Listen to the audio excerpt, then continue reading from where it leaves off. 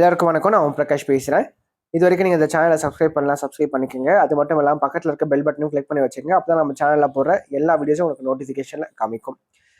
மேலும் ஜோதிடம் சார்ந்த ஏதாவது கேள்விகள் இருந்தாலும் அல்லது உங்கள் சுய ஜாதகத்தை பற்றி ஏதாவது கேள்விகள் இருந்தாலும் நீங்கள் கீழே கமெண்ட் பாக்ஸில் உங்களோட பிறந்த தேதி, பிறந்த நேரம், பிறந்த இடம் குறிப்பிட்டு உங்கள் கேள்விகளை நீங்கள் கேட்கலாம். கண்டிப்பாக எல்லோருடைய கமெண்ட்ஸுக்கும் முடிஞ்சிருக்கு நான் ரிப்ளை பண்ணுறேங்க. சரிங்களா? அதே மாதிரி இந்த வீடியோ உங்களுக்கு பிடிச்சிருக்கின்ற பட்சத்தில் ஒரு லைக்கும் போட்டு விடுங்க. நான் நிறைய லைக்ஸ் வரதான் இன்னும் மேற்கொண்டு வீடியோஸ் நிறைய போடணுன்ற ஒரு தூண்டுதல் எனக்கும் வரும். சரிங்களா? முடிஞ்சிருக்கும் இந்த வீடியோ பார்க்குறவங்க ஒரு லைக்கை போட்டுட்டு கமெண்ட்டை போட்டுட்டு உங்களோட வீடியோ நீங்கள் பார்க்க ஆரம்பிங்க. சரி, வாங்க இப்போ வீடியோக்குள்ளே போகலாம். இந்த வீடியோ என்ன பார்க்க போகிறோம் அப்படின்னா, மிதுன ராசி திருவாதிரை நட்சத்திரத்தில் பிறந்தவங்களுக்கு 2025ஆம் ஆண்டு மே மாத ராசி பலன்களை பற்றி நம்ம தெளிவாக பார்க்க போகிறோங்க. இந்த மே மாதம் எத்தகைய மாற்றங்களை கொடுக்க காத்துட்ருக்கு அப்படின்னு சொல்லிட்டு தெளிவாக பார்க்கலாம் வாங்க. மிதுன ராசி அதிபதி யாருன்னு பார்த்தீங்கன்னா புதன். இந்த திருவாதிரை நட்சத்திரம் வந்து பார்த்தீங்கன்னா 2வது நட்சத்திரமாக வரும் மிதுனத்தில். சரிங்களா? அதே மாதிரி திருவாதிரையினுடைய அதிபதி யாருன்னு பார்க்கும்போது ராகு தான். சரிங்களா? ராகு ஒரு முழுக்க ஒரு ராஜ யோகத்தை தருகின்ற ஒரு போகத்தை தருகின்ற ஒரு இடம் தான் ராகு. சரிங்களா? அந்த வகையில் பார்க்கும்போது மிதுனத்தில் பிறந்தவங்களுக்கு இந்த மாத்திய 2வது பகுதியில் ராகு ராசிக்கு 9ஆம் இடமான பாக்கிய ஸ்தானத்துக்கு வர திருவாதிரையில் பிறந்தவங்க. சரிங்களா? அப்போ பாக்கியத்தில் வரக்கூடிய ராகு என்ன மாதிரியான விஷயங்களை கொடுப்பார்? எல்லா விதமான பாக்கியங்களையும் அனுபவிக்கின்ற சில முக்கியமான விஷயங்கள், சில முக்கியமான திருப்பங்களை வாழ்க்கையில் உண்டு பண்ணி கொடுப்பார். குறிப்பா குரு பார்வை, ஏன்னா தனித்த குரு 9ல தனித்த ராகு 9ல இருக்கிறது சிறப்பு கிடையாதுங்க. ஆனா குரு பார்வையில ராகு 9ஆம் இடத்துல இருக்கிறது ரொம்ப ரொம்ப ரொம்ப உன்னதமான ஒரு தன்மை அப்படின்னு சொல்லலாம். ஏன்னா ராகுவுக்கு திரிகோணத்துல குரு இருப்பார். அப்போ குரு ராசிக்குள்ள வராருங்க, பாக்கியத்துல ராகு வராருங்க, ரொம்ப சிறப்பா இருப்பீங்க. வாழ்க்கையில என்னென்ன விஷயங்கள்லாம் உங்களுக்கு கிடைக்காம இருக்கும், எதெல்லாம் நீங்க வாழ்க்கையில இழந்தீங்களோ அது எல்லாத்தையும் திரும்ப பெறுவதற்கான சில விஷயங்கள் ஒரு பேஸ்மெண்ட்டை ராகு போடுவார் இந்த மே மாசத்துல. மெல்ல மெல்ல கண்டிப்பா மாற்றங்கள் வரும். ஆனா அதற்கான ஒரு பேஸ்மெண்டா இந்த மே மாதம் உங்களோட வாழ்க்கையில இருக்கும் அப்படின்னே சொல்லலாம். திருப்பங்களை அதிகமாக நீங்க எதிர்பார்ப்பீங்க. முயற்சிகளால் வெற்றி, சரிங்களா? தன்னம்பிக்கையால் வெற்றி. அதே மாதிரி ஆன்மீகம் சார்ந்த எண்ணங்கள் மனசுல அதிகரிக்கும். அதே மாதிரி இதனால் வரைக்கும் உங்களுக்கு பிரச்சனையை கொடுத்து கொண்ட எதிரிகள் தொல்லைகள் தற்போது விலகும். ஏன்னா 3ஆம் இடத்துக்கு கேது வர. சரிங்களா? அப்ப எதிரிகளை ஜெயிச்சு காமிப்பீங்க. முயற்சிகள்ல வெற்றி பெறுவீங்க அப்படின்னு சொல்லலாம். அதே மாதிரி பெயர் புகழ் அந்தஸ்து கௌரவம் சார்ந்த விஷயங்கள் தற்போது கிடைக்கும். அதே மாதிரி வேலை செய்கிறவங்களுக்கு அந்த செய்கின்ற வேலையில இடமாற்றம் செய்யலாமா அப்படின்னு கேட்டால் கண்டிப்பாக தாராளமாக செய்யறது சிறப்பாக இருக்கும். 2வது, இந்த மாதம் முழுக்கவே வந்து பார்த்தீங்கன்னா சூரியன் புதன் 2 பேரோட நிலை ஓரளவுக்கு சிறப்பாக இருக்கு. மாதத்திய முதல் பகுதியில் லாபஸ்தானத்தில் சூரியன் உச்சம், 2வது பகுதியில் 12ஆம் இடத்துல சூரியன் மறைந்தாலும் கூட 3ஆம் அதிபதி 12ஆம் மணல மறைந்தாலும் கூட கேது 3ஆம் இடத்துல இருக்கிறது சிறப்பு தான். ஓரளவுக்கு நல்ல ஒரு ஏற்றத்தை கண்டிப்பாக உண்டு பண்ணி கொடுக்கும். ஃபினான்ஷியலாக பார்த்தீங்கன்னா இந்த மாதிரி ஃபர்ஸ்ட் ஆஃப் சூப்பராக இருக்குங்க. சரிங்களா? ஓரளவுக்கு நல்ல ஒரு வருமானம் கொடுக்கும், லாபத்தை கொடுக்கும். எதிர்பாராத வகையில் வருமானம் கைக்கு வந்து சேரும். பண தேவை இருக்கா, கண்டிப்பாக பாக்கெட்டில் பணம் வந்து தங்கும். 2ஆம் பகுதியில் பார்த்தீங்கன்னா அந்த வருகிற பணம் எல்லாமே இன்னொரு பகுதியில் செலவாயிடும்.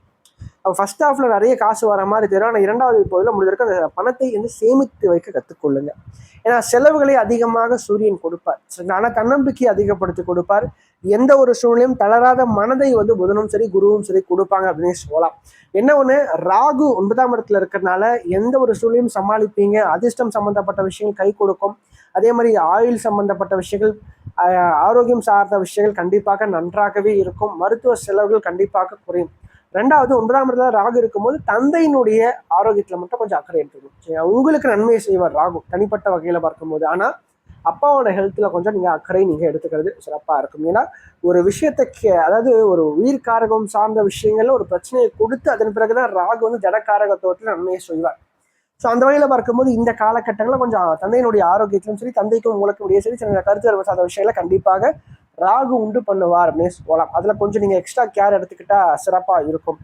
2வது, 10ஆம் இடத்துல சனியும் சுக்கிரனும் சேர்ந்திருக்காங்க. இந்த சனி சுக்கிரன் சேர்க்கையை வந்து பாத்தீங்கன்னா திருவாதிரை பிறந்தவங்களுக்கு நல்ல மாற்றங்களை கண்டிப்பாக கொடுக்கும். அது மட்டும் இல்லாம அரசு சார்ந்த வேலைக்காக முயற்சி பண்றவங்களுக்கு அது சார்ந்த வாய்ப்புகளை உறுதிப்படுத்தி கொடுப்பார் ராகு அப்படின்னே சொல்லலாம். அதே மாதிரி சனியும் சரி சுக்கிரனும் சரி கொடுப்பாங்க அப்படின்னு சொல்லலாம். 2வது, வேலை இல்லாம அல்லது வேலை தேடுறவங்களுக்கு நல்ல ஒரு வேலை கண்டிப்பாக கிடைக்கும். மனதிற்கு பிடித்த ஒரு திருப்தியான வகையில் அந்த வேலையானது அமையும் அப்படின்னு சொல்லலாம். அதே மாதிரி நான் என்ன சொன்ன மாதிரி ஆரோக்கியம் சம்பந்தப்பட்ட பிரச்சனைகள் கண்டிப்பாக சரியாக, மருத்துவ செலவுகள் குறையும். அடுத்து செவ்வாய் இந்த மாதம் முழுக்க 2ஆம் இடத்துல இருக்காருங்க, நீசமா இருக்கார். பொதுவாக 2ல் 6ஆம் இடம்னு சொல்லப்படக்கூடிய செவ்வாய் 2ஆம் இடத்துல உட்காரது அந்த அளவுக்கு சிறப்பு கிடையாது. குடும்ப வாழ்க்கை சார்ந்த விஷயங்கள கொஞ்சம் அக்கறை தேவை. 3வது நபர்களால பிரச்சனைகளை குடும்ப வாழ்க்கையில செவ்வாயும் சரி சனியும் சரி கொடுப்பாங்க அப்படின்னு சொல்லலாம். அப்போ ஃபேமிலி லைஃப்ல கொஞ்சம் அண்டர்ஸ்டாண்டிங் அப்படின்றது கண்டிப்பா தேவை. ஏன்னா ராசிக்குள்ள குரு அமர்ந்து 7ஆம் இடத்தை பார்த்தாலும் கூட குடும்பஸ்தானத்துல செவ்வாய் இருக்கிற வரைக்குமே குடும்ப வாழ்க்கை சார்ந்த விஷயங்களை கொஞ்சம் விட்டு கொடுத்தா போகணும். குறிப்பா பேச்சுல கொஞ்சம் கனிவு, மென்மை, அந்த தன்மையான பேச்சை வந்து நீங்கள் அதிகமாக வளர்த்துக்கணும்.